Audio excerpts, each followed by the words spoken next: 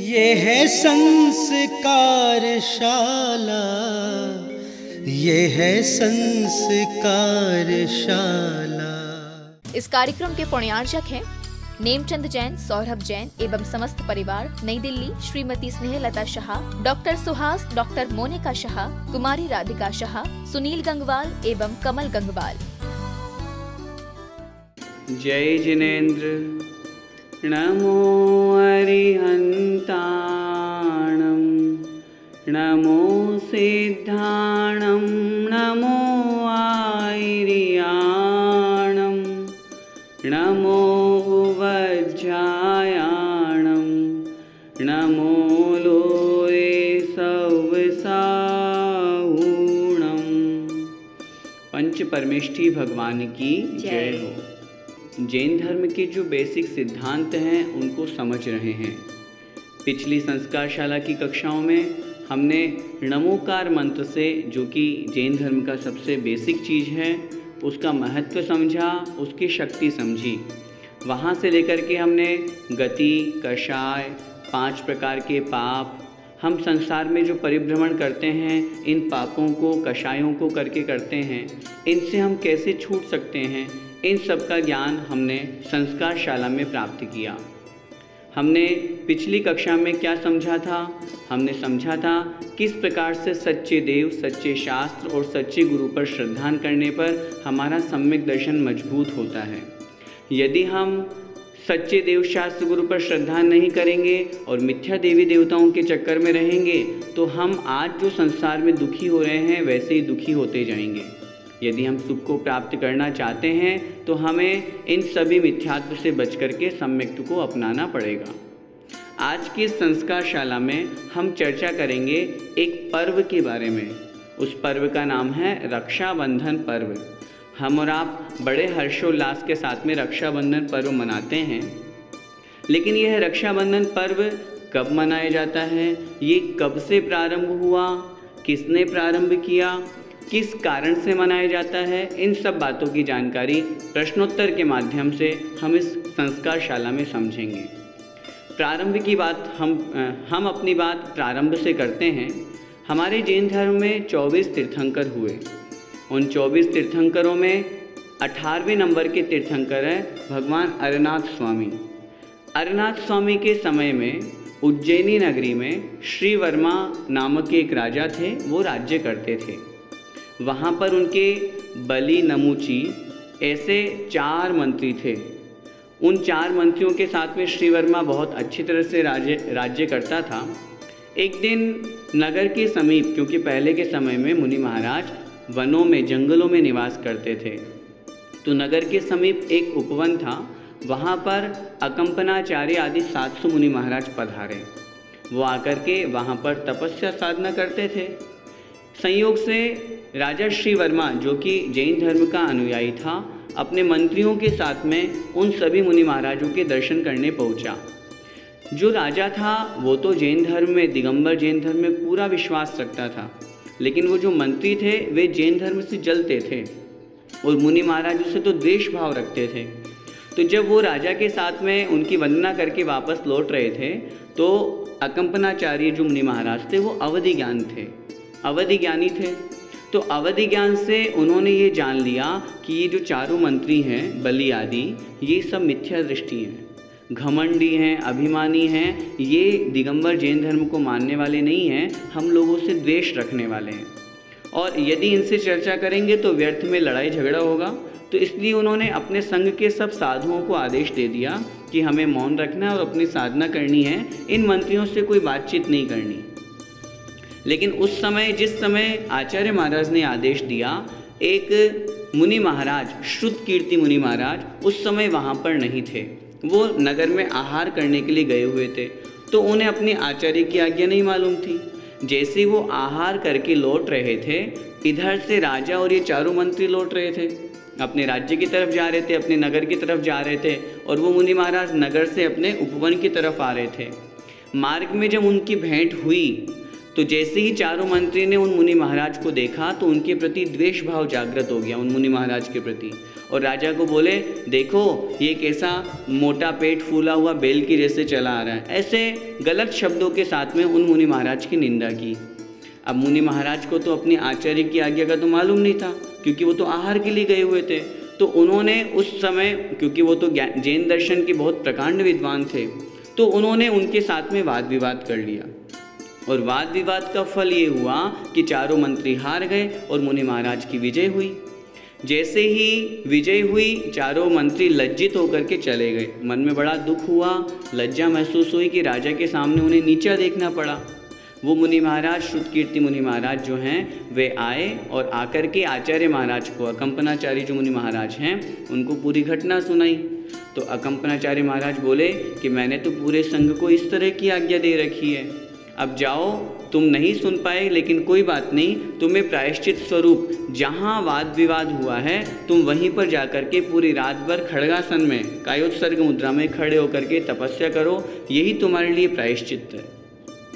अपने आचार्य की आज्ञा मान करके वे मुनि महाराज वहाँ पर पहुँच जाते हैं। इधर जैसे ही वो मंत्री अपने नगर में आते हैं, मन में बड़ा क्रोध भाव, लज्जा महसूस हुई, मुझे तो बदला लेना है। चारों मंत्रियों के मन में इस तरह का भाव आया और उन्होंने सोचा आज रात में इन सब मुनि महाराजों को मार देंगे हम। इस तरह का द्वेष भाव करके वो रात में तलवार लेकर के निकले, और जैसे ही उपवन के समीप में आए तो सबसे पहले उन्हीं मुनि महाराज को देखा जिन मुनि महाराज के साथ में वाद विवाद हुआ था, क्योंकि आचार्य ने आज्ञा दे दी थी ना कि तुम वहीं जाकर के रहो। तो इस कारण से वहीं वाद विवाद के स्थान पर वो मुनि महाराज ध्यान में लीन थे। तो उन चारों मंत्रियों ने सोचा अन्य मुनि महाराज को तो बाद में मारेंगे, इनके कारण से हमारी दुश्मनी हुई, इनके कारण से हमें नीचा देखना पड़ा राजा के सामने, तो क्यों न सबसे पहले इन्हीं को मार दें। और जैसे ही उनको मारने के लिए उन्होंने तलवार उठाई, वन देवता ने उन मुनि महाराज की रक्षा करी और उन चारों मंत्रियों को कीलित कर दिया। कीलित का मतलब होता है वो जैसी स्थिति में है, जैसे तलवार इस तरह से उठा करके मारना चाहा तो हाथ यूं की यूं ही रह गए, हाथ नीचे नहीं आए, फिर कीलित कर दिया। प्रातःकाल जब हुआ, जब लोगों ने देखा, पूरी प्रजा ने देखा, तो उससे उनकी और ज़्यादा निंदा हुई। लोगों ने बहुत उनको लज्जित किया, उनके बारे में सोचा देखो ये चारों मंत्री कैसे हैं जो मुनि महाराज को मारने के लिए आए हैं। तब इस अवस्था में राजा ने उन चारों को और दंडित किया और कहा कि इनको तो फांसी की सज़ा दे देनी चाहिए। लेकिन आचार्य महाराज ने कहा, उन मुनि महाराज ने कहा, नहीं, जैन धर्म दया प्रधान है, इनकी कोई गलती नहीं है, ये मेरे ही कर्म का उदय है। इस तरह क्षमा करके उनको वहाँ से छोड़ दिया। लेकिन फिर भी राजा ने अपने जिन धर्म के प्रति, दिगंबर धर्म के प्रति और मुनि महाराजों को मारने का उन्होंने भाव किया, तो ऐसे उन चारों मंत्रियों को देश निकाला दे दिया और अपने देश से निकाल दिया। जब उन्हें उज्जैनी नगरी से देश निकाला दे दिया तो वे चारों मंत्री लज्जित होकर के हस्तिनापुर पहुँचे। वहाँ पर उन्हें मिले राजा पद्मराय। वहाँ पर पद्मराय के समीप में रहने लगे। एक दिन राजा पद्मराय ने उन मंत्रियों से कहा, उनके समीप में एक राजा थे, राजा सिंहल। वो राजा सिंहल पद्मराय का अधीनता स्वीकार नहीं कर रहे थे, तो कैसे न कैसे करके वो मेरे अंडर में आ जाए, ऐसा वो पद्मराय राजा चाह रहा था, लेकिन उससे वो काम नहीं बन पा रहा था। तब बलि आदि चारों मंत्रियों ने कहा कि ये काम हम करवा सकते हैं। उन्होंने छल कपट के द्वारा राजा सिंघल को बंदी बना लिया और उन पद्मराय को सौंप दिया, जिससे पद्मराय राजा बड़ा खुश हुआ, काम उनका हो गया। तो उन्होंने कहा कि मांगो, तुम्हें क्या वरदान मांगना है। तो ये जो बलि था मंत्री, ये बड़ा चतुर था। इसने कहा, राजन, अभी नहीं हम ये वरदान मांगते, इस वरदान को आप भंडार में रख लो, जब आवश्यकता होगी, जब समय होगा, हम आपसे निवेदन कर देंगे। क्योंकि राजा पद्मराय का बहुत बड़ा काम हो गया था, तो उसने कहा ठीक है, कोई बात नहीं। संयोग से वे ही अकंपनाचार्यादि 700 मुनि महाराज विहार करते करते हस्तिनापुर नगरी में पहुँचे। वहाँ पहुँचते ही साथ जब राजा को खबर हुई, राजा को और बलि को सबको खबर हुई, तो उसके मन में फिर से बदला लेने की भावना हुई कि इन्हीं के कारण से मुझे लज्जित भी होना पड़ा, इन्हीं के कारण से मुझे देश निकाला हुआ और सारे संसार में मेरी बदनामी हुई, तो अब तो मैं इनको बदला जरूर लूँगा, अब तो मेरे पास में वरदान भी है। तो वो राजा बलि अपने मंत्रियों के साथ में, जो मंत्री था बलि, वह अपने अन्य साथियों के साथ में राजा पद्मराय के पास में पहुँचे और बोले, मेरा जो वरदान बाकी था वो अब लेने का समय आ गया, आप मुझे वरदान दीजिए। तो राजा पद्मराय ने कहा, कहिए तुम्हें क्या चाहिए। तो बलि ने कहा, मुझे बहुत अधिक कुछ नहीं चाहिए, मुझे तो सिर्फ 7 दिन का राज्य चाहिए। 7 दिन तक मुझे राजा बना दो और फिर बस मैं आपके वरदान से आपको मुक्त कर दूंगा। प्राण जाए पर वचन न जाए, इस उक्ति को सार्थक करते हुए राजा पद्मराय ने उस बलि को 7 दिन का राजा बना दिया।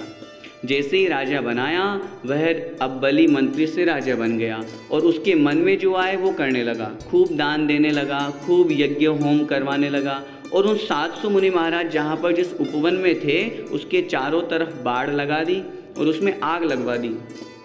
आग लगवाने से क्या हुआ, खून मांस आदि को उसमें जलाने लगा।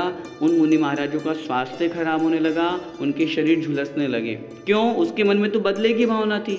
वो तो ये चाह रहा था कि 700 मुनि महाराजों को मैं मार दूं। इस कारण से उसने आग लगवा दी और फिर ऐसा करने पर उन मुनि महाराजों का बड़ा स्वास्थ्य खराब होने लगा। जब 7 दिन तक इस तरह की प्रक्रिया चलती रही, तब एक दिन एक मुनि महाराज हुए सागर दत्त। उन्हें आकाश में एक जो नक्षत्र है वो हिलता हुआ दिखा। उससे उन्हें अवधि ज्ञान से जाना कि मुनि महाराजों के ऊपर उपसर्ग हो रहा है। तब उन्होंने एक शुल्लक पुष्पदंत जी को, जो एक विष्णु कुमार मुनि महाराज हमारे यहाँ पर हुए, उनके समीप में भेजा। उन्होंने अवधि ज्ञान से जान लिया था कि विष्णु कुमार मुनि महाराज को विक्रिया रिद्धि प्राप्त हो गई है और उस रिद्धि के सहारे से वो ही एकमात्र ऐसे साधु महाराज हैं जो उन मुनि महाराजों का उपसर्ग दूर कर सकते हैं। उन शुल्लक जी ने जाकर के निवेदन किया। विष्णु कुमार मुनि महाराज जो ध्यान कर रहे थे, उन्होंने अपने ध्यान को छोड़ करके विक्रिया रिद्धि के प्रभाव से एक छोटे से बौने ब्राह्मण का रूप बनाया, बटुक का, और बना करके और राजा बलि के पास में पहुंच गया और जाकर के कहा, स्वामी, क्योंकि वो तो सबको दान दक्षिणा दे रहा था, तो वो जैसे ही बौना व्यक्ति पहुंचा तो राजा बलि बड़े अभिमान के साथ में बोला, ये आ गया छोटा सा व्यक्ति, ये क्या लेगा, देखते हैं क्या मांगता है। तब उस स्थिति में वह जो बटुक ब्रह्मचारी था, उसने कहा, मुझे ज़्यादा कुछ नहीं चाहिए, मुझे तो सिर्फ 3 पैर भूमि चाहिए। 1 स्थान, 2 स्थान, 3 स्थान, बस 3 पैर भूमि, मैं तो इतने में अपना गुजारा कर लूँगा। राजा बलि हंसते हुए बोला, अरे मूर्ख, इतना सा मांगना है तुझे, बहुत और मांग। तो उस बटुक ने कहा, नहीं, मुझे तो बस इतना सा ही चाहिए। उस राजा बलि ने उसे कहा, ठीक है, तथास्तु, तुम ले लो।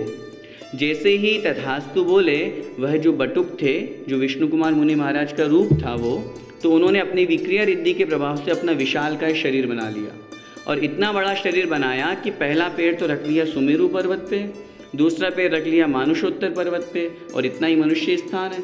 अब तीसरा पैर रखने के लिए भी जगह नहीं है। तब इस स्थिति में तब उन्होंने राजा से कहा, बलि से कहा, बता, 3 पग भूमि मांगी थी मैंने और तुमने 3 पग भूमि देने की बात की थी, अभी तो 2 ही पैर हुए हैं, अब मैं तीसरा पैर कहाँ रखूँ। तब उस राजा बलि को अपनी गलती का एहसास हुआ। वो झुक गया, हे स्वामी, अब तीसरा पैर मेरी पीठ पर रख लो। जैसे ही पीठ पर रखा, उसका अभिमान चूर चूर हुआ। उसने क्षमा याचना की। विष्णु कुमार मुनि महाराज ने उन 700 मुनि महाराजों की रक्षा की, वो पूरा बाढ़ हटाया, सब कुछ किया।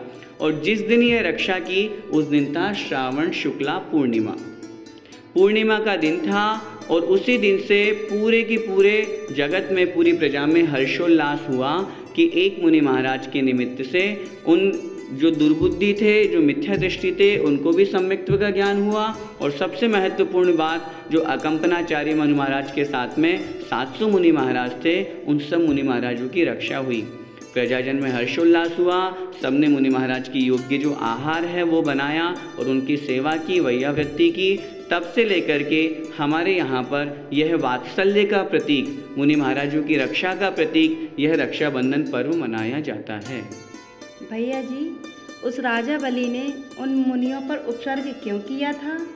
हमने जो भी कहानी पढ़ी उसमें समझा ना, जब वो मंत्री, बलि आदि जो 4 मंत्री थे, जब वो वहाँ पर राजा के साथ में दर्शन करने गए तो शुद्ध सागर जो मुनि महाराज थे, उन मुनि महाराज के साथ में उनका वाद विवाद हुआ। वाद विवाद में वो हार गए और हारने के कारण से उन्हें लज्जा महसूस हुई, शर्म महसूस हुई, उन्हें नीचा देखना पड़ा। तो उनके मन में उन्हें बदला लेने की भावना हुई कि मुझे तो इन मुनि महाराज से बदला लेना है।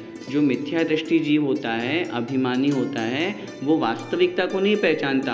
वो तो उस अभिमान के कारण से और अधिक उसको बदला लेने की भावना से और अधिक क्रोधावेश में आकर के नुकसान पहुंचाना चाहता है। और इसी भाव के कारण से राजा बलि ने उन मुनि महाराजों के ऊपर उपसर्ग किया था। भैया जी, मुनिराज अगर चाहते तो वो उपसर्ग खुद दूर करवा सकते थे, पर उन्होंने ऐसा क्यों नहीं किया? यही तो हमारे यहाँ की दिगंबर जो जैन मुनि महाराज होते हैं उनकी क्षमाशीलता है।